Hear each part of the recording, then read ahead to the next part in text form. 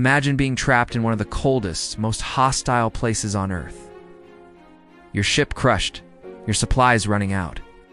No radio, no rescue planes, no hope of contact with the outside world. In 1914, 28 men set sail with Sir Ernest Shackleton, chasing glory in Antarctica. What followed was not exploration, but one of the most astonishing survival stories in human history. The early 20th century was called the heroic age of Antarctic exploration. Nations were racing to plant flags at the South Pole, to claim the last untouched continent. In 1911, Norway's Roald Amundsen had beaten Britain's Robert Falcon Scott to the pole. Scott and his men died on the return journey. The world was fascinated. Antarctica was a place of glory and death. Shackleton, an Irish-born explorer, wanted his own place in history, his new plan: to cross the Antarctic continent from one side to the other, nearly 2,000 miles on foot, would be the boldest expedition yet. Legend says Shackleton placed an ad in a London newspaper. Men wanted for a hazardous journey: small wages, bitter cold, long months of complete darkness, constant danger, safe return, doubtful, honor and recognition in case of success. Whether the ad was real or not, men lined up to join him: sailors, carpenters, scientists, cooks, even stowaways, all dreaming of adventure. Shackleton chose 27. Among them were Frank Wild, his loyal second-in-command. Frank Hurley, a photographer, determined to capture the journey on film. Tom Crean, a tough Irish seaman who had already survived Scott's expedition. Perce Blackborough, a young stowaway who smuggled himself aboard and was later allowed to stay.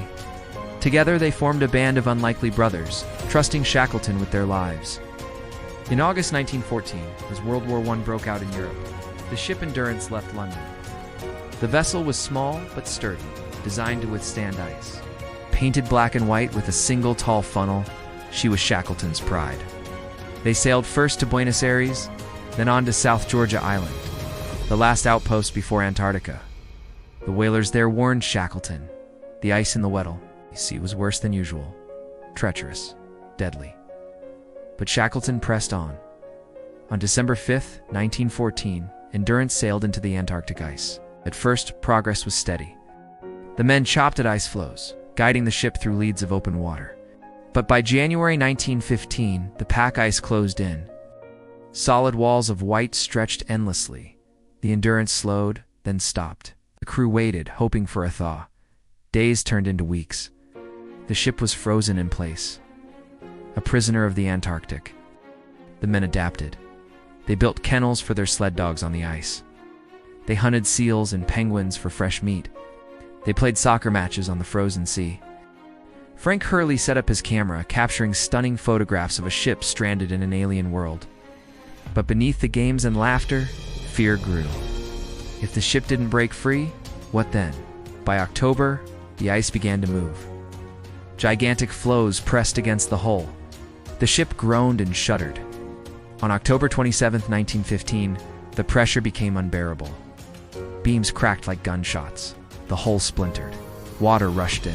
Shackleton gave the order: abandon ship. The men salvaged food, sledges, and 3 lifeboats. They camped on the ice, watching their beloved Endurance die. Frank Hurley dived into freezing water to save his glass photographic plates. He managed to keep some haunting images of men and ship locked in battle with nature. By November, the Endurance was gone, swallowed by the sea. The men were utterly alone. The crew built ocean camp on the shifting floes. Tents of canvas, shelters of snow blocks. They lived on rations, seal meat, and dog food. Shackleton knew survival wasn't just physical, it was mental. He kept morale high with routines, meal times, chores, even jokes. But conditions worsened. Blizzards raged. Temperatures dropped to minus 40 degrees Celsius. The ice groaned beneath them, cracking unpredictably. Eventually, Shackleton ordered the dogs shot.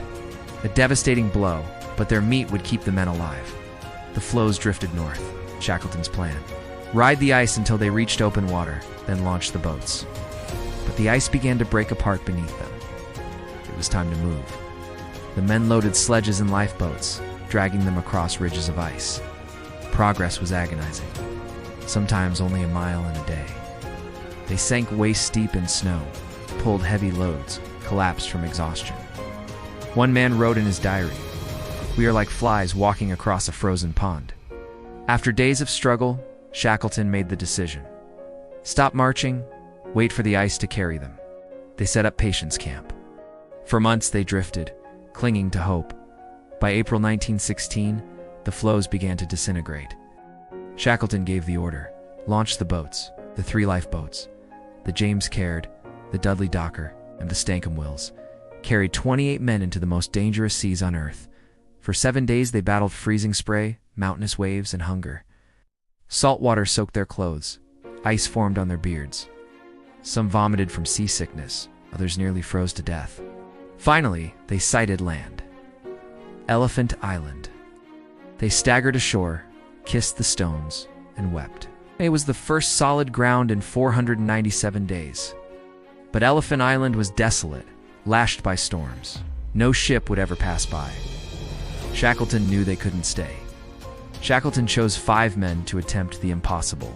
Sail 800 miles to South Georgia in the largest lifeboat, the James Caird. They reinforced the boat with wood and canvas. They packed food for a month. On April 24, 1916, Shackleton and his crew set out into the stormy Southern Ocean. For 16 days, they fought waves as high as houses. The tiny boat nearly capsized countless times. They bailed constantly, their hands bleeding, their clothes frozen stiff. Navigator Frank Worsley took readings with a sextant whenever clouds cleared. A single mistake, and they would miss South Georgia entirely. But on May 10th, they spotted land. Against all odds, the James Caird had made it. They had landed on the wrong side of South Georgia, cut off by mountains no one had ever crossed. Shackleton, Worsley, and Tom Crean set out on foot. With no map, no gear, and no rest, they marched for 36 straight hours. They climbed glaciers, slid down icy slopes, and crossed ridges in darkness. At dawn, they heard a sound, the whistle of the whaling station. Civilization. When they staggered in, filthy and frostbitten, the whalers wept. Shackleton was alive. But the ordeal wasn't over. 22 men still waited on Elephant Island.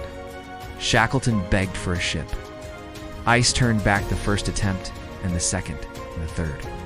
Finally, on August 30th, 1916, Shackleton returned aboard a Chilean vessel.